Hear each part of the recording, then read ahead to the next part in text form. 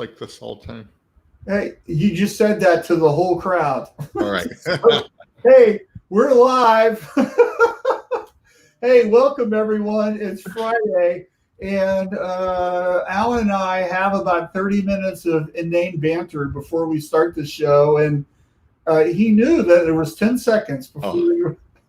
So, anyway, welcome. It's Friday, and I couldn't shut my mouth. It's been a great week, and I'm so happy that Friday's here, though. So we have a lot to talk about today, and if you're just joining us, please say hello. We want to know where you're from, where you're watching from, but the number one thing I want everybody to remember is that this is a Q&A show, which means questions and answers.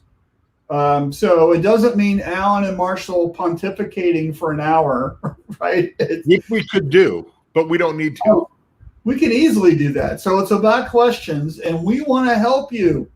So throw the questions out, right? It's a live show. It's meant for questions. We need your questions. And we have our, Kisa says, good morning. The block is here. Good morning. Kisa on the block. How you doing, Kisa? Hey, I want to show you something cool, Alan. Okay, it's going to embarrass her. This is her new business plan. She just sent it to me. Good job. Last week, and we need to talk, Kisa. So you did a great job, but we need to go through it. So schedule that call with me. Congratulations. I love it. So anyway, and now she's all embarrassed. She's probably hung up. So let's get into some stuff. And well, should we talk? Like, you had a great week. I hope everybody did. I had an incredible week. I think I pulled 3 new accounts in. It was incredible. I hope everybody's having that. So. Plus, you were on the road. I was on the road again this week. I didn't do an overnight, but it was great. Had a great time. I busted it out old school. We talked before that, it's all about sales. And I busted it old school. I was on the road in Detroit. And man, I had a couple appointments, but I hit 7 clients, potential clients. And one was a new one, got to demo chemical. So yeah, I busted it out old school. It was awesome. All right. So I'm just curious, when you do that, right, you just like cold call, pop in, or do you like let them know, hey, I'm here. I was wondering if you had a minute. Well, yeah, sometimes, before COVID, I could cold call stuff. I don't realize sometimes, because I've done this so long, how much I'm actually using sales tactics, because it just is. I had some appointments set up. Mm-hmm. So one was with a dealer in Detroit, Screen Tech. I knew I was going to go there. He was open. He said, yeah, come on by. Right. I also have 2 dealers that I asked during COVID, when I knew I was going to start traveling, give me hit list for the area, 10 clients. I don't care, big, small, whatever. And I was going down there and I worked them. And the one guy I called, he worked there. He's already buying product, but I helped him tweak some things and it was great. Right. The other one, I went by because it was a lead from a dealer and doors were locked. Nobody in the parking lot. Who knows what's going on? The others were people I knew. And then one was a cold call. I stopped in and we got demoing stuff. It was awesome. And then at the end, I was about ready to call Dave. She gives me a referral, the guy's name, right down the road. So I hit it. That's great. So yeah, I busted the old school. I always carry, I carry 2 masks and 2 neck gaiters with me in my car. I have hand sanitizer. I have gloves. We're under a mask order here in Michigan, and I follow the leads of the people I'm with. But you carry donuts. Sometimes if they're buying from me, I'll carry donuts. But yeah. So, you how many salespeople, they always show up with a box of Krispy Kreme. Exactly. You don't buy anything. Now, I have done that for good clients, usually for their people. My buddies at Sandlot Sports, they have bought a lot. So one day there was a Halloween Super Bowl. So I stopped. They have a bakery up the road, real cool. I got like 50, they had Super Bowl cookies there, iced ones. So I got some of those and brought them in for their employees. And, you do stuff like that. So, yeah. Yeah, I'm just teasing. Yeah. So, here's the thing here's the lesson from all that. And I was talking with someone earlier this week, and we were talking about their lists, and we were talking about reactivating customers. And they're like, some of these people won't order. I'm like, whoa. What did you just say? Yeah. He goes, some of these people won't order. Go, you can't assume anything in sales, right? Yep. That's in your brain, not in their brain. You need to reach out to people, right? Because you don't know what's going on with them. You can't assume that anybody's going to do anything. And it might just be perfect timing. And so let's back up to what you just said a minute ago, which was I was giving a demo and unexpectedly they gave me a referral of somebody down the street. Did you anticipate that? Not at all. No. So you just don't know what's going to happen. So to me in sales is you work it. You work the numbers. You work the math, right? I'm going to call 10 people a day. Here's people on the list, or I'm going to send an email or a video. I love the videos, right? So it's like you're going to do something every single day, and this is what you're going to do, and that's part of your lead gen sales process, and you're not making up that story about them. And I think so many people fall into the trap of, oh, they're not going to order. I'm not going to bother with them. They're too small, or they're too big, or they're too busy. We're making up these stories about them. No, you just do it, right? And then you find out that information about them, and then you act accordingly. I have called on people that I know their relationship with another vendor is strong, and you've got to appreciate that. Yeah. And I tell them up front because you know what? I tell them, I said, I love loyalty because that loyalty is there when I get the opportunity and then I can pull that business. That means that loyalty is stronger, but loyalty is earned. Yeah. And so now you're right. There is nothing off the table. I don't care what happened. These people will never going to buy. They're too small. They're locked in with somebody. Everything now during where we're at in our industry, our country right now, everything's on the table. Everything is on the table. So, so we got some people who joined us. So I want to make sure we say hello. Innsprint, New Jersey here. Great to see you guys. All right. Charles is here. Good morning. New Mexico in the house. Yost is here. Hi, all. Hey, I got something to share about him, right? And I don't want to embarrass him, but go ahead. My podcast debuted on Wednesday, Success Stories, and I'll share the link later. But I have a thing where I can see the listens and whoever, and you can also see who listened. And I have one listen from Uppsala, Sweden. So thank you so much. I know exactly who listened to me from Sweden. So thank you so much.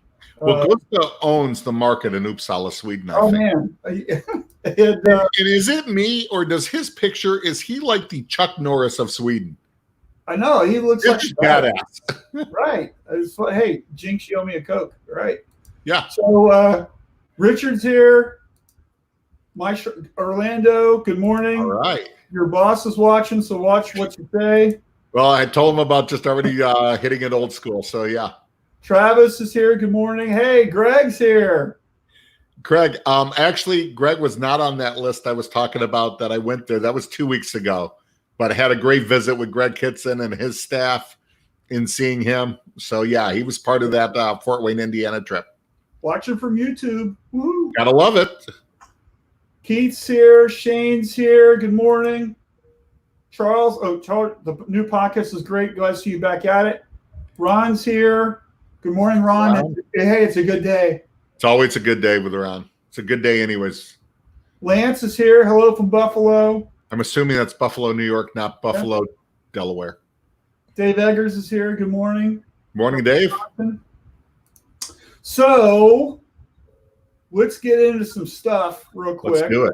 I wanted to share, just so everybody knows, my son Jack is my YouTube master, and he's not going to come back to the show, but I'm going to show you all the work that he's been doing. So here is the YouTube stuff, okay? And his channel's got, this is him helping me get my YouTube channel in shape.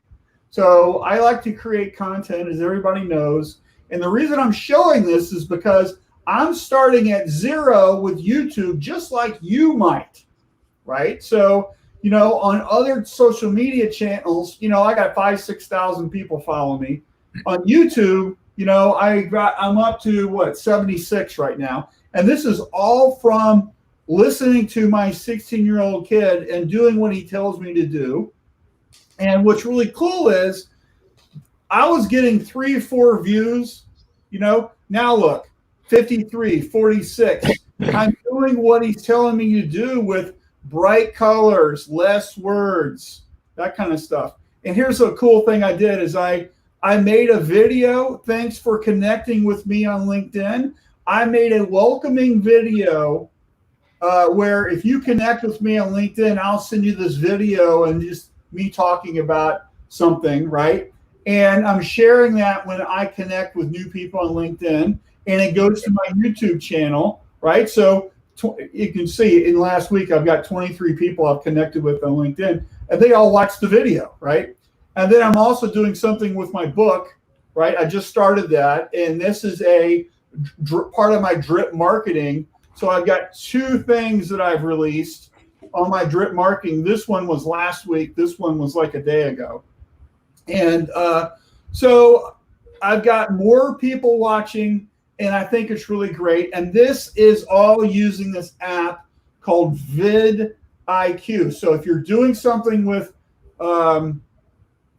YouTube, I highly recommend it. So anyway, I just want to kind of throw that out there. And if you want to see what I'm doing and subscribe to me on YouTube, here's the link, atkinson.fyi.youtube. I would love to have you part of the journey and look at stuff I'm doing. I'm also doing a new series. I don't think I've even told you about this, Alan. I'm doing a new series that's called, what the hell is it called? It's called The Best T-Shirt I Ever Printed. I'm starting to film people doing that. So if you're a T-shirt printer and you want to be part of my new YouTube series, reach out to me with my email address, which is this. And I love to film you talking about holding up your T-shirt. Is my favorite shirt I've ever printed, and here's why. I'm starting to do that next week. So you know what? You did tell me about it, because when you came up with the idea, you were watching a different TV show. Yeah. And you called me that night, and I'm excited about it. He was real excited about it and asked me what I thought, and I said, no, it's lousy. Don't do it. Yeah. So he knows it's a good idea then. No. Well, here's the reason. This all comes from Jack. He's like, Dad, all your stuff's an hour long. Nobody watches it, right? Nobody watches stuff for an hour. And the math is correct. My son is absolutely correct. He goes, you need something that's about 10 or 15 minutes. You need something smaller.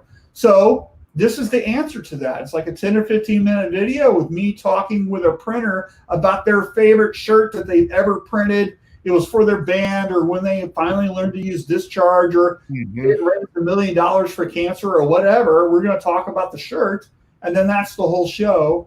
And here's the secret thing: is Jack is going to be building the videos. He's going to be doing the music. He's going to be editing it. He's going to be posting it on YouTube. So this whole thing, guess what? He owns it. I'm just I'm the on-air movie star talent.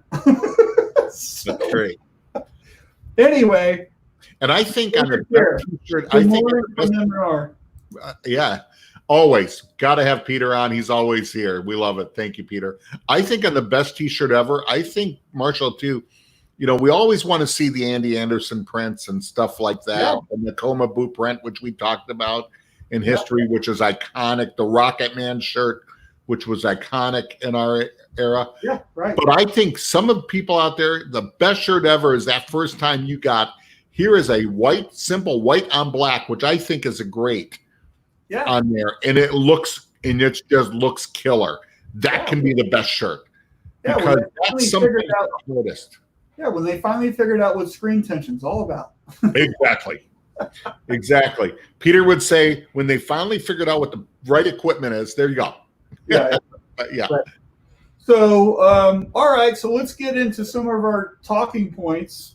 And don't forget, everyone, this is a question and answer show. So please drop your questions in. Well, on some of these talking points, we got some people that can chime in on this, so I'm looking forward to it. So here's our first one. You need to adapt. Absolutely. So this was a passionate thing that you wanted to talk about, Alan. So 1, 2, 3, go. Well, 1, 2, 3, go. What? Well, we just talked about it a little bit. Our culture has changed, whether you agree with the pandemic numbers, the crap on TV, whatever, politics, who cares? No one cares right now. My deal is that you have to adapt. After 33 years, I have to adapt to the way I do business on there. And as a sales guy, as a company, we are adapting to how we do business, of showing reclaim, of showing chemicals on there. I hear customers going, I am pivoting, which, by the way, after 2020, I am never want to hear that word pivot again. I'm tired of it. But we have to pivot. We have to adapt. We have to change on how you're doing business.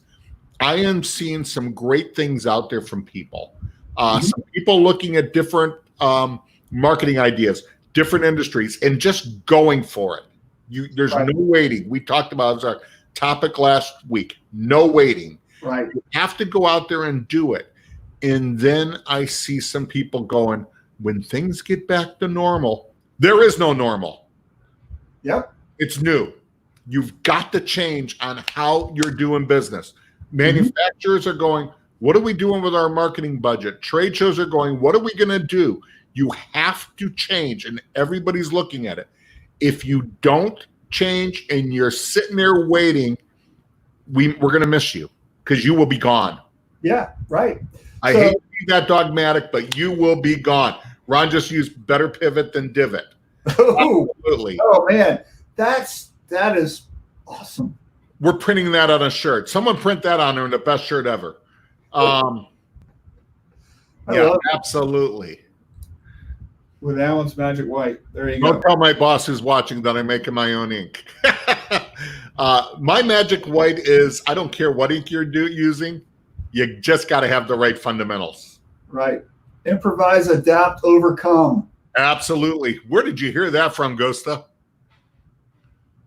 I don't know. Maybe he'll let us know. I think podcast. You need to adapt. I think this can be in your processes. It can also be in your sales, in your lead gen, in your marketing. And what I'll tell you, what's really working for lots of people is more human to human.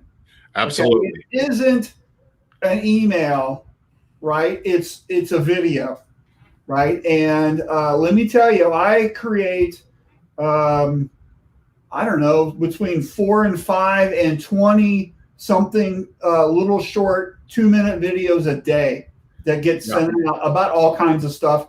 Some of them are sales things for me. Some are like, hey, I want you to be on my show, whatever, right? So, and then almost always I get somebody to do what I'm asking them to do because there's a call to action on it. Yep. And the fact that I'm using the camera that I'm using now, it's my face, I'm talking, and it really resonates with people. And I think a lot of people are really able to connect because it's not just an email that nobody reads. And so I use an app called StreamYard, which I've recommended to you and to other people. And I learned all about this at Shirt Lab, Washington, D.C., and I've been using it since then. So it's a good thing. But you know, for you, you get to go out and you get to see people. It's human to human, right? Well, it's everything. It's not just, it's human to human when I'm out there seeing them in person. But I'm also using video email. I've started doing more. I have signed up for the premium one where I can start doing that, and I've gotten results off of it. People that you think they're ghosting you or just stiff-arming you, they're not. They're busy. Yes. And they get a bunch of emails, and they get that. It's almost that squeaky wheel gets fixed quicker. And all of a sudden, I send a video email to their general manager. Bam. Here's the response. I sent it late in the day. On one day, that morning, it's 7:30 in the morning. He responds, Alan, sorry about the delay. Here's your new contact, because they had some personnel change. Right. That's what I needed. Yeah. And he could say he just got it, sorry to delay. It was the video. Yeah, and Lori Feldman, who I've done some stuff with, she has a really great 11-word sentence that works awesome for the people you can't ever get a hold of, which is, am I waiting on you or are you waiting on me? Yep. And so that really kind of gets people off the fence sometimes. And absolutely. Right. So what's everybody else doing? How are you out there? Love to know what you're doing. We got some manufacturers. If you could share, I'd love to know what M&R is doing. If somebody from EasyWay who's watching wants to share some of the things we're doing, so I don't have to talk, do it. Yeah. But yeah. So My Smart Shirts, and I don't know your name, so please share. Our team was discussing just the other day how a lot of companies can get stagnant in their ways. So this is a great opportunity to reset your mindset and go after something new. Love it. Perfect. And Yosa says that quote came from a movie, by the way. So, yeah. So, and that's great. So you get stagnant. You always do things. I think you need to mix it up. Yeah. And the other thing that I think a lot of times people get in a habit of is constantly talking about themselves, and which people don't want to hear that stuff, right? We've got this sale, or look at this thing we're doing, or whatever. I think what you should be sharing is customer testimonials. Right. It's the power of a referral, like you just were talking about a minute ago, right? Those type of things really matter. And LinkedIn's great for that, by the way. That's one of the power of LinkedIn is you can do this referral thing. So, can you get referrals? Can you get somebody that recommends something? And can you get your customer to do a little video of them talking about the shirt that you printed, or the delivery, or the awesome artwork you created, or whatever? Can you get them to do that? And then you can share that on social media, and that's content that's evergreen, that needs to go on your website, all that kind of stuff. Because that, as we all know, what is the buying cycle? Know, like, trust, buy. Yep. Right? They got to know who you are. They got to like what you do. They have to trust you. That's what that customer testimonial does. If you can do those first three things, a potential customer, they're about, 60, 75% or so already there buying from you. You just have to get them over the hump. It's almost like you just received the football kickoff on the 50-yard line at that point, Yeah, absolutely. Right. So Alex says we have many leads in our database with little to no contact info. LinkedIn has been a great source for us to find the current contacts at those companies. Absolutely. Right. I love LinkedIn. I use LinkedIn all the time. LinkedIn's great. But here's the power of all social media is in the direct messaging. Right. Yeah. So it's not just what you post. Right. It's the fact that you have the opportunity, if somebody likes, shares, retweets, whatever, is to thank them for that. Hey, thank you for liking my post, and create some engagement, not immediately sell, just start being their friend, start looking them up. Hey, I see you just won that award. You just hired a new customer service rep, or you just came back from vacation. Hey, how was Las Vegas or whatever, right? So you create that kind of a thing with them, that connection with them, and then they go like, "Oh, who is this Alan guy? let me find out more info on him." Yeah, right? and then you're in, right? I think LinkedIn, because it's so, I want to say, so business and corporate focused, right, as opposed to Facebook, Twitter, anything else, Instagram, that when I get a message on LinkedIn, I'm checking out right away, because it's usually, it's almost like a self-weeding out, a self-qualifying process. And we had a little video meeting at work, a few of us this morning. And afterwards, one of the other sales guys stayed on and wanted to talk to me about some things. And we got talking about this very thing, LinkedIn. Because if I know there's a company in XYZ state, I don't know who the contact is, I will go on LinkedIn, find out, if they have anybody there, and then I will message them. Right. Hey, here's what I do. Are you the person, or can you direct me in the right direction? And it's been great. And I think, I thought about that this morning, that I'm just going to start using LinkedIn more. I'm just not using it to its fullest. Yeah, right. So in Shirt Lab Tribe, Jay Bissell did a 2-part presentation on how to use LinkedIn that was phenomenal. I missed that one, and I that's on my list to go back and listen to. So you can go back and do it, right? In fact, I just changed some things around on my LinkedIn profile. I just made a new banner. So okay. I just did it this morning. You'll see that I'm wearing the same shirt. Check it out. Let me know what you think. Well, Marshall has 6 of the same shirts, though. No, I have a lot. I like these type of shirts. So and I'm like that too. So I'm wearing a gray Easy Way shirt, and you've probably seen me in the black Easy Way shirt, and I have a bunch of them of both colors. Those are my work Easy Way shirts. So I'll tell you one of the secrets. Somebody was asking me the other day. He's like, Marshall, how come you're just not wearing a T-shirt? Actually, it was my wife. How come you just you're just working from home, right? What is it? I was like, Jody, yeah. I like to put on work clothes when I'm working because it puts me in the mood to work, right? So I always wear certain types of stuff when I work, and I wear different types of stuff when I'm just goofing off. So I like putting on work types, and to me, it's like a button-down shirt with a collar. That tells me I'm working. And I remember, I've worked from home for almost my whole career, like 33 years. Yeah. And when I was younger, I had an office in my house in Ohio, and this was before computers. I had a computer, but I had 2 phone lines coming in, everything like that. And there would be times where you just don't feel like working. You're getting up, you want to sleep late, or wait, the good Gilligan's Island. Yeah, the good Gilligan's Island is on. And there would be times I would get up, set my alarm, get up early, dress, and I would literally put on dress slacks, dress shirts, and sometimes a tie, put on coffee, and go to my office. Now, on a different podcast earlier today, my buddy Jason Rink, who was one of the guys that rented rooms out of my house, I didn't make a full house payment until I was in my 30s. But they would ask, they go, why are you dressed up? You're not going out. Because I just, excuse me, I just don't feel like it. And you've got to feel like you're going to work and do the work. Right.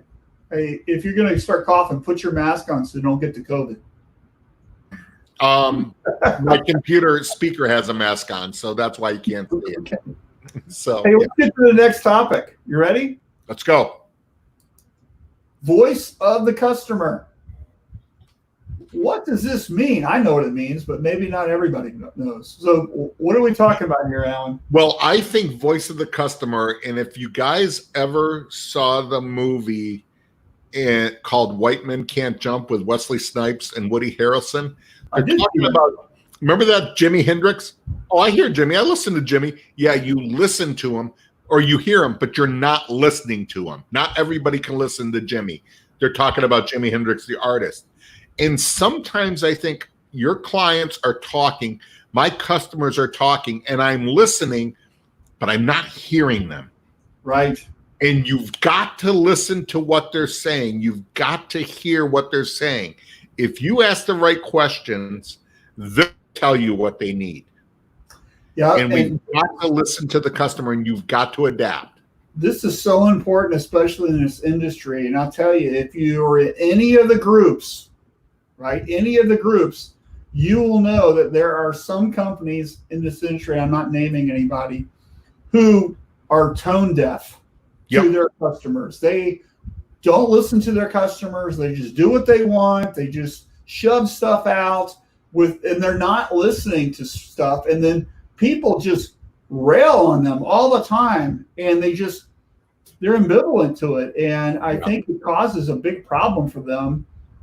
And sooner or later, these companies won't have customers because they're not listening to what they're saying, right? And I think you have to understand where people are coming from, what matters to them, and I think the more that you do, where you ask questions to your customers, you go, hey, what matters to you? Like, for instance, right now, everybody's talking about masks, and, we'll get into that later. But, if you don't know what style mass your customers want, how do you know how to serve them? Absolutely. Right? Or what t-shirt styles they like, or what colors they like, or, does a Pantone color match really matter? Right? So if you don't know the answers to these questions, you don't know your customers' problems and where they're struggling, where their pain points are, how are you serving them best? And this all comes from, conversations and talking and engagement and that type of stuff, and then actually doing the things that they're saying. I think that matters more than anything in this industry. We are still in a situation, this goes back to human, right? It's all human to human, whether it's this online or face to face or whatever, or through a mask, through a plastic shield, whatever. It is human to human. When I mentioned, I was just down at the shop, and you know what?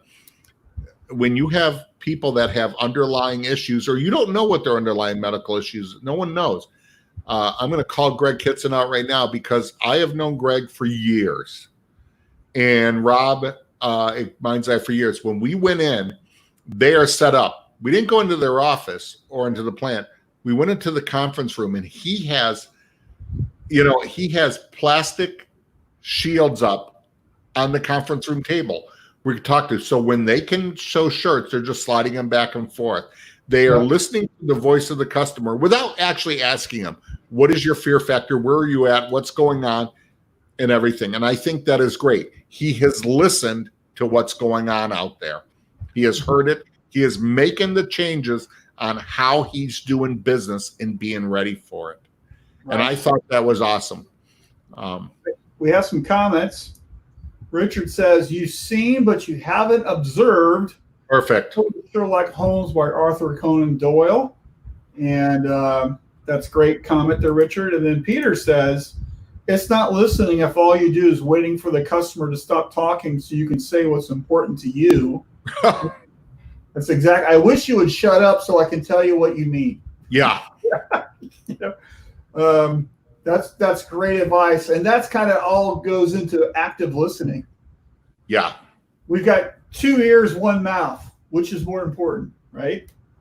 And I think now it's so important, again, because we have to adapt, we have to change on how we're doing that. We have to listen so much, because sometimes their pain point is, I'm seeing clients that are busy, that are going, a lot of good things happening. But you know what it is? It's a nervous busy. Yeah. We have to be cognizant of that. It's almost like a little bit of a nervous busy. I'm having a very good month right now, but it's a nervous month. I'm going, okay, this is good. Is it? Yeah. So, and I think it's all like that. I think a lot of people are nervous now, Alan, because even if they've got work, if they've got sales, it's, hey, is it going to last? Is this like an Indian summer kind of a thing? Yeah. What's going to happen? We don't know. And then to quote Mark Houdre, are we busy being busy, or are we busy being profitable? Right. Exactly. And, one client said they're down, but they're making, more per dollar than they have. That's great. Now, how does that translate into their business? I don't know. I didn't get into that as much on there. But, we have to listen. We have to be cognizant of, it might not just be about the product, but where's your customer at? What's the voice of them? What are they hearing? How are you helping them? What is their real pain points? And sometimes people just don't realize what their pain points are. You got to be a doctor. Yeah, right. Brian just posted something, which is, you're right. When will the next shoe drop? Well, we don't know how many shoes there are. shoes are always dropping, but it's just, we've all been traumatized so big right now. We just don't know. Maybe never, maybe more, but how are we going to adapt? How are we going to go? How are you going to be there for your clientele? How are you going to be there? And what is your new potential clientele saying? Right. And think about this. It's like, where are your customers? So there's some people who have customers that are just in their county, right? And other people have customers that are everywhere. right? And so somebody could be struggling in one state, right? And other states don't really seem to have those same issues right now. Right. I think it really depends on where you live. And a lot of these people are, what type of hardships they're facing. And, I don't want to get into the politics of everything, but no, not at all. Because the thing is, we're all in the same country going at whether politics aside. It just is. And, you and I have talked when I go out, am I afraid to go out? Oh, I'm a little concerned on there, but I'm just to the point. I'm not going to I said it before, I'm not going to let 33 years of work piss in the wind. I'm more afraid of living in a box. Keith says our best month since COVID, but still being cautious. That's awesome, Keith. I love that attitude. It's our best month, but you know what? What's August going to look like? We don't know, right? Yeah. So that's great. That's great. Good comment. And we need to start talking to our customers about the future too. We want the order now. What's going to happen? Spring sports. Is spring sports going to be football or is it going to be normal? Every school district is different. Right. And like where I live, I got an email from the school yesterday. Like they don't know what the hell they're doing. They're waiting on the governor to decide, and they're going to, right. So it's just, they're only dealing with the information they have in front of them. Yeah. I talked, my sister-in-law is a teacher, and she said, we have 4 different plans out in their district. Which one is it going to go to? And yeah, because I guess on the governor's plan, I don't know in every state, our governor threw out some education thing, but it's 600 pages long. And at the end, it's going to go, every district has to come up what's best for them within that plan. So there's a lot of work to be done. She's your favorite. We're not going to be political. Okay. All right, let's move to another topic. All I know is that with the mask thing, I had friends of mine from Ohio laughing at me every time she had an executive order. Now that their governor did, I did email one and just start laughing. So, okay, here's one that we were talking about earlier this week. Machines don't have eyes. Absolutely. So, what are we talking about here, Alan? Well, I am so excited about this topic. And yes, I brought it up to Marshall. He goes, that's perfect. One of the things as customers I'm finding in the industry, there's machinery that is being bought. There are people investing in capital equipment because they know they have to keep going and they need to do it efficiently and very labor efficiently. Mm-hmm. I'm going to use that term, labor efficiently. You don't want to have to get rid of people, but you need to be labor efficient. Yes. And so the things that I've heard that are selling well that people are looking at are direct-to-screen units and automatic reclaim systems. Autocoders. And autocoders too, which are, get one. There's just like, why people don't have them. Everybody has them for all sizes of shops, and whether it's a semi-automatic one or whatever, do it. Machines don't have eyes. So an automatic reclaim, here is the deal that you have to remember. There are a bunch of them, from the M&R one to the Lotus Holland, whatever. On automatic reclaim, you have to remember that any machinery you have, they do not have eyes. It still takes work. It still takes you operating it correctly, maintaining it correctly. In auto reclaim, we have in our mind, people talk about, I want an automatic reclaim. That would be easy. I just throw screens in there, hit a button, bam. And in our mind, we feel that, and I use the term, it's the George Jetson scenario. Worst screen known to man, wood, no tension, 10 gallons of ink left on it. You've had it since 1972. You put it in a machine, hit the button, the George Jetson theme song starts going, da, da, da, da, da, da, da, da, da, da, da. Bing! Out comes brand new roller frame, stretched to 50 newtons, brand new mesh. How come we can't have that, Alan? Well, because if we had that, you wouldn't buy chemical. It's all a conspiracy. But the fact of the matter is, if you put garbage in, you're going to get garbage out. And machines don't have eyes. They do what they do. When you are looking to be more labor efficient, you got to do the labor up front. It is still SOP. If you have 8 gallons of ink in there, you're going to use so much chemical, it's not going to be funny. Right. And, you know, while as a chemical manufacturer, you want to use 8 times more chemical, I'm all about it. But that's not what we're about. Take care of your screens, put them in there, do them well, let the machine do what it does. It doesn't see huge globs of ink in the corner of the screen and more time there. Right. Here's the dilemma, right? We want changeover fast on the floor, right?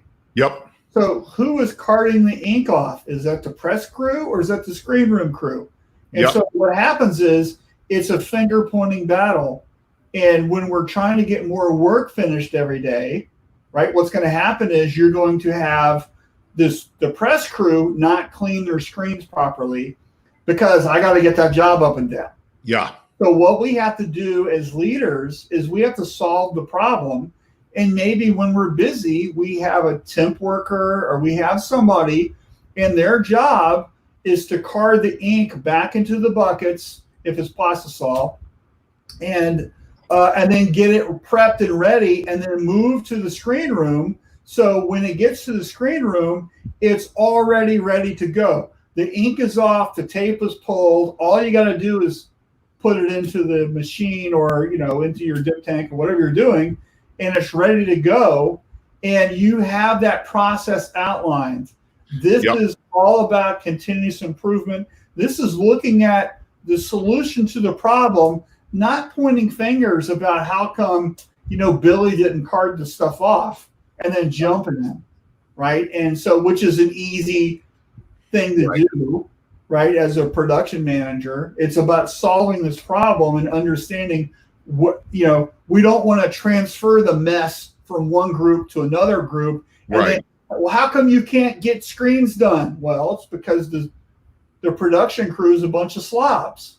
Yep. Right. We've all heard that. Right. So it's just understanding there's a thing in the process here that we have to solve. And then that's your responsibility as a leader to solve that. Absolutely. And so where does the buck stop? I think the other thing too, when it comes to machines, especially auto reclaim, is we somehow in the mind, most people think, and not as much now, they're going to go, wow, I'm never going to buy chemical again. Not true. Most machines can be chemical eaters if you don't know what you're doing. And you got to be real concerned about that. What you need to look at is not how much the chemical costs, but what is the lifespan of it? What is your screen cost as it's going in? You might have to use a more expensive chemistry, but if that's lasting 3 times as long, you win. That's what happens now. Yeah. Almost anybody's chemical will work. How well? Well, you have to keep going back and forth on it. You got to send it through again. You got to keep touching it up. Then you're not saving anything. You're defeating the purpose. And this comes from measuring. Absolutely. I've done studies, right? And you know I have. So I've done studies. Yep. We're measuring the output. We're measuring how much chemical, you know, and it's not just like a day or a shift. I'm talking like over a quarter. You know, you're measuring every day. You're measuring the output. You're measuring this stuff, and it all goes in a spreadsheet and da-da-da-da. And then you can predict what your labor cost is, what your chemical consumption is, what are you doing. And it's all about making sure we're hitting all those numbers and doing things properly. And I'll tell you, whether it's a auto reclaimer or a dip tank, the number one way that people don't do things right is when they add more product, right? They're not following the recipe. And then what happens is you have it off balance. It's either too weak or too strong, and that produces unpredictable results. Very unpredictable. Too strong, it's eating the glue. You know, it's like it's unpredictable, right? And so What we want is, are we doing things exactly? Is it going to be a recipe? Are we making it easy for our team to do what they need to do? Yep. So they don't even have to measure. It's like 2 quarts of this and 1 gallon of this makes the thing, right? Or whatever it is, right? So you make it easy for people to do the math because a lot of times maybe they don't even speak English. Yeah. Because I've had that. Right. Yeah. Well, Marshall, at the shop that you were at, you told me you actually had buckets labeled and almost going, all right, this product, this much to the bottom of the bucket. This bucket, second product in there. Here's the time frame on it. And you got to do that. The other thing I find out when pictures. Yeah. And so, and I don't, and this is we'll just use this as a nice way of saying it. You want to idiot-proof the system. Okay? Oh, absolutely. Because the other thing too is that people don't take care of their machines. And on automatic reclaims, you got to clean those out every once in a while and have a maintenance plan. You don't clean them out, it's not every machine, not just reclaim. Every machine, yeah. Absolutely. So Peter posts, I agree with the adage of garbage in, garbage out when operating an auto reclaim system, leaving excessive ink on the screen or not removing all the tape, resulting in excessive chemical usage and require additional machine maintenance. Hey, what happens when that piece of tape gets caught up into the pump? Oh, you get to buy a new pump. Hoover it up. The solution isn't to apply so much chemistry and leave the screen in the machine to make up for poor housekeeping. Yeah. And I'll tell you, the best thing you can ever have is an anal retentive person in charge of your screen room. Somebody that loves it, that their favorite thing to do is to use the power washer or to clean or to make sure everything's exactly right. They're detail oriented. That person is gold, man. If they have a little bit of OCD, that's okay. Yeah, right. Absolutely. KISS method, keep it simple. Sailor, not stupid. Sailor. Brian was in the Navy, so. I think, and I think as we're looking, and everybody needs to be looking, again, we're back to adapting. You need to be looking not just in your sales, your marketing, and the voice of the customer, but in your operation. Mm-hmm. What are you doing? How many steps is it taken? How much labor is it taking? And what do you have to make the investments in? Yeah. And that's the perfect segue for our last topic today, which is kaboom. Production environment. It changes. And we all the time. That everything is static, that it's always the same. Well, guess what? I got to tell you, there's this thing called Mother Nature, right? Seasons. There's a hot day, there's a rainy day, there's humidity, there's wind, there's all types of stuff that causes havoc for our systems. Yep. Not just in screen printing and embroidery and DTG and all kinds of stuff. And let me tell you, like we think embroidery is immune to this. And, there's no problem. Not true. You know what? If you have that big wall of thread with the pretty colors where they're all lined up, here's the reds, here's the blues, whatever. Okay, your thread is affected by the environment just like everything else. Better is to have them in closed Tupperware bins. Yep. So they don't dry out. Because guess what happens if your thread is affected and then maybe it becomes brittle, and now you have more thread breaks, which means more stoppages. That's going to affect your production. Absolutely. DTG, affected by humidity. Of course, the screen room, affected by humidity. Are you measuring this? Do you have a hygrometer? Right? Direct to screen, affected by humidity. Right? Yeah. Direct to screen, affected by humidity. And when these things are affected in one area, they're going to affect another. Marshall just mentioned, you have dried out threads in your embroidery. It's going to keep stopping. Now it's affecting your production. It's affecting your finishing. It's affecting everything else down the line. You got to go there, or and just do that. When you in production environment, if you're not controlling your humidity in your screen room, oh Lord, yeah, you are going to have problems all over the place. Hey, have you heard this before, Alan? That's great, but you know what? Buying a dehumidifier, commercial, those things are expensive. They are expensive. Yeah. We don't want to do that because it's expensive, or we don't want to buy the Tupperware bins for our threads because those. I mean, you imagine how expensive that's going to be. My counterpoint to that is, how expensive is it when you don't do it right and you have to stop all the time? Yeah. You know what? And how expensive is when you ask what the humidity is in there? I don't know. Well, do you have the hygrometer? No. Do I have to spend the money on that? Well, they're going to cost all of $25. Not even that. Yeah, it's unreal. If you can't measure it, you can't control it. Because if you're not controlling your humidity, and especially in screen making, if you're going off the humidity level, most dehumidifiers say what the humidity level is in there. That's measuring right there where everything's coming in at. Don't do that. Put the hygrometer on the wall, not an outside wall, on an inside wall. Yeah. You need to measure it, because if your screens are not dry, are not curing correctly, you're going to have issues in development, on press, in reclaim. Mm-hmm. It is going to cause you nightmares all the way through. If you're not measuring the humidity on your DTG machine, oh Lord, you will have issues all over the place.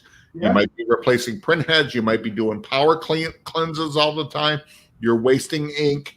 Your prints are going to look bad. Your production's going to go down. In direct to screen, you've got to watch the humidity level. Everybody wants to put direct to screen units right there in where they're exposing screens at. I say put them in a separate room, because humidity level. Yeah, it's not direct, right? No. My brain heard DTG, and I know you said it right. So. Oh, okay, yeah. DTG is one thing, but on direct to screen, yes, you're going to want to put that in. I like those separate from your screen room, because the humidity level that's needed to run, whether an inkjet or wax, you want it a little higher. In the screen drying room, I want dry, or driest. Yeah. And everybody goes, can you get it too dry? Not going to happen. Just do it. Yeah, when you coat 50 screens and put them in that room to dry, the humidity level just went up. Yeah, the RH level, the relative humidity. And you got to know how big, how much, how many of dehumidifiers you're need to use. So, are you a fan of the screen drying cabinets? How do you like those? I do like screen drying cabinets. I just talked to a client yesterday. He called me. He's having trouble with an emulsion. I get calls still on emulsion and stuff, even though I don't sell it anymore. And he's telling me it's a tried and true dual cure emulsion he's using, which I love. Now, he had not changed the bulb in his Tri-Lite in 18 months. Please do that. He did. He's having some issues. And he goes, Alan, I don't know what's changed. He goes, from this time of the year to this. I go, yeah, I do. It's the weather.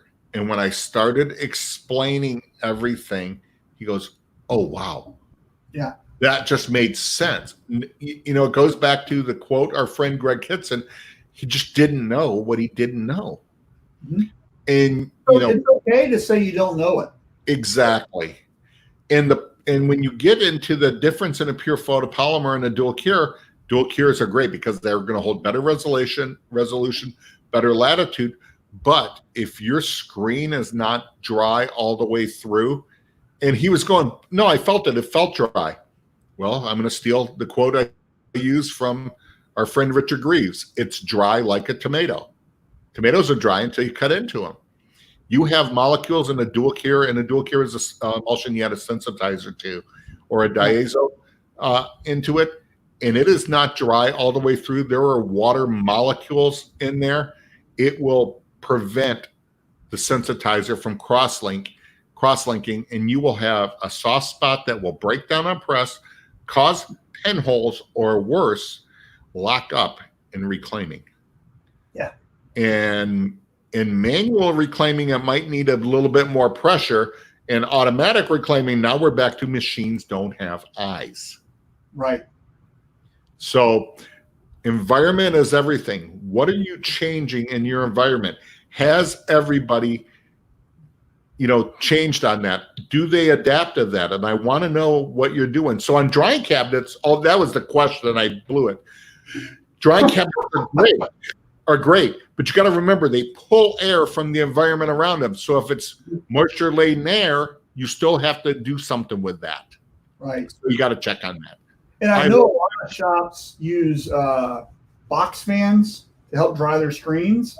And I would caution you, if you use box fans, is to make sure in between the fan and the screens, you buy a really big like household air conditioning filter that goes on top of the fan or in between, so the air is moving through, but you're not blowing dirt and debris and everything onto your wet emulsion, right? So that's a simple trick. I love box fans, especially on that system, not so much for drying emulsion before it's exposed for that stencil, after development. I think it's right. Sure. Right. So, well, cool. Well, we got a couple minutes left. So I make sure if you've got any last minute questions, you get them in. Charles here says we clean off all the ink off screens with press wash as they come off the press. And that's okay. Word of caution is that, there's a difference between press wash and I'm not saying Charles does this. Charles has been to seminars I've talked to. I know what he's doing. But sometimes people go, well, I just use ink degrade, I clean it off, and then I go into reclaim. Well, if you're cleaning off ink using ink degradant and wiping off and putting it in a dip tank, ink degradants don't degrade, don't dry. You're now adding a solvent into an oxidizer, and it'll work great for a while, but you're going to kill your dip tank solution. Don't do that. If you're going to clean all the ink off first, use it on press wash, let it dry first. You don't want to introduce a solvent. A good dip tank. Card it off as much as you possibly can with a piece of cardboard, or they actually make stuff to do that if you want to invest in stuff. Otherwise, just use cardboard and get it as clean as you can. And that includes around the frame, right in the corner, that kind of stuff. And then you can move stuff. And what a really great thing to have is a low boy cart, which is here's an index card, which is a long cart with a handle, and you can stack all your screens up. And then at the end of the day around lunch, instead of handing them, 2 at a time to the screen room, you can just wheel this whole thing there. Yep. And then you can just use that as their work. And you have an empty cart that gets replaced. And that's just an easy way to cycle some screens through, right? Agreed. And I love what you're saying about carting ink off. Ink is money. I see more ink wasted because so much is left on the screen. Get it off the screen, get it back in a container, and use it again and make money. Don't. I love this. 2-prong plugs on box fans are an OSHA violation. Thanks, Richard. Very good. And then Keith says, have a great weekend, guys. Wife is driving. We're on our way to the coast for the weekend. Woo! I'm assuming the Pacific coast, California coast, and not the East coast. He lives in California. Yeah, I know. But maybe it's a long drive. And we clean them because we rack the screens for 2 weeks in case of reorder before they go to reclaim. I will not have dirty screens on my racks. Perfect. Good job. I like neat freaks, man. I'm a neat freak guy. I love neat freaks. I do wonder, though, and Charles, you can comment on that. I have this thing with save screens, and this is just an Allen opinion. And Richard and all that can do there. I'm not as big a fan on save screens as I used to be, because I think with computer technology, you have that art files already saved. And if you have your SOPs where you have screens coded all the time, man, you should be able to image a screen pretty quickly. When you have screens saved, screens are equipment. It's like having a $6 job set up and keeping it on press and just buying a new press. Yeah. And that's just in my head. That's always what I think of. But I'm always going to do the caveat of, hey, if it's your business, you're making money, you win. Mm-hmm. I don't know what your thoughts are. Anybody else's thoughts on that? So, well, for me, save screens make sense if there's a potential for a reorder. That makes perfect sense. Quickly, especially within the next week or two. But after that, and I would recommend that you put dates on your screens So, anything like, what is today? Today is the 24th. So maybe anything from the 14th and earlier that we're going to reclaim those, right? So there's a standard operating procedure. We know what's going on. We're going to give you 2 weeks or 10 days or whatever the time period is, and then we're reclaiming our screens. Yep. And that way, it isn't a case by case. Nobody has to ask, right? They know what to do, and that's part of your process and your procedure. You know what's up. And then also you can have a saved screen area, right, where that's for a certain client, or maybe there's a festival or something. Right. And everything else goes to reclaim. So maybe there's 25% of your screens get there, 75% just go right to reclaim. And that way, because if you're doing something for the event this weekend, and the next time you print these shirts is a year from now, then reclaim them, or whatever. Yeah, so, absolutely. Absolutely. But again, I love what Charles said. You will not have dirty screens on my racks. Yep. Perfect. I love that. And so a couple things real quick. I want to make sure everybody gets an opportunity to sign up for Shirt Lab Tribe. There is a lot of awesomeness going on in this group. And If you're not part of it, you absolutely are missing out. So go to shirtlabtribe.com. It's $49 until we get to 100 members, and we're around 40 something right now. And by the end of the year, we'll probably be at 100. We're doing about 10 or so a week. We're not trying to rush people in, but I'm just telling you, you're missing out. There's a lot of really great stuff that's going to be in there. And every single week, we're doing a presentation. Yesterday, Tom Rowan, my Shirt Lab partner, did a presentation called GAS, G-A-S, Growth Acquisition System. And he talks about why and how he is buying businesses. He is buying shops, how he has grown to the level he has by purchasing businesses and equipment and everything. Mm-hmm. And it's not public knowledge yet, but on Wednesday, he bought 1-800 t-shirts. He now owns that. And he was talking about how he did it, why he did it, everything about it. That was in our Shirt Lab Tribe group. Yep. Next week, on Thursday, Jesse with Matsui is doing a whole deal about printing water-based special effects and foil adhesive ink in our tribe. Every single week, we do something new, right? So it's one of these things where you're getting a private presentation every week on Thursdays, but it's more than that. We have lots of really great chatter, really great questions, people helping each other. But here's what it's not.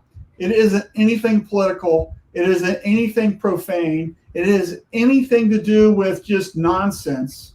And we have a lot of people in there that are there to help you.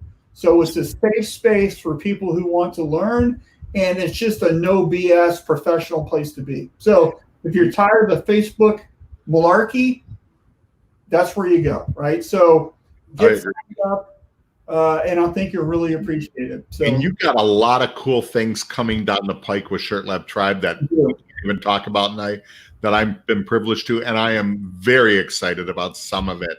And I love what you said about Facebook malarkey.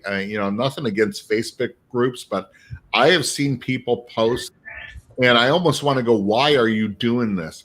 Because you'll have a legit question, and all you get are opinions. Yeah, we're not about that. I'm tired of it. I'm like, just ask the manufacturer, ask your rep. But yeah. Hey, Marshall, real quick, on one of the stuff we talked about, screen reclaiming and automatic. If you go to easyway.com or on our Facebook page, there was a blog article we did on reclaim. So man, check that out. So yeah.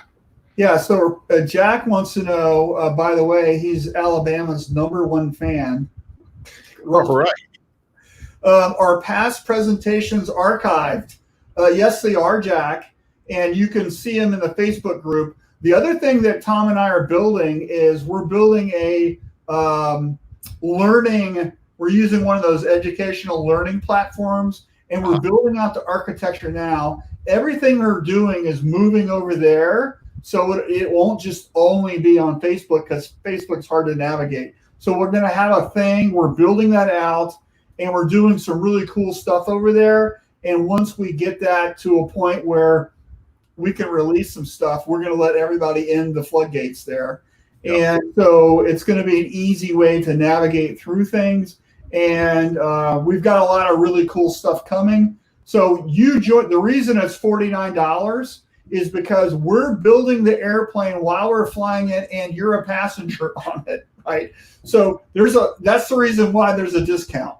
Once we get to about 100 folks, which we think is going to be at the end of the year, we're going to have a lot of this stuff built, which is why the price is going to go up. So, but great question. And the presentations are archived. You can watch them anytime you want. And we've had, I don't know, about 10 now, I guess, ranging from social media. Charlie Talbly did a whole thing on DIY registration systems, awesome, which is really cool. I learned a really cool trick. I've been in this game since '93, and I never knew something, right? I'm learning from it, right? Absolutely. I love the analogy, Marshall. So just remember, the plane is always more expensive once it has wings. Yeah, right.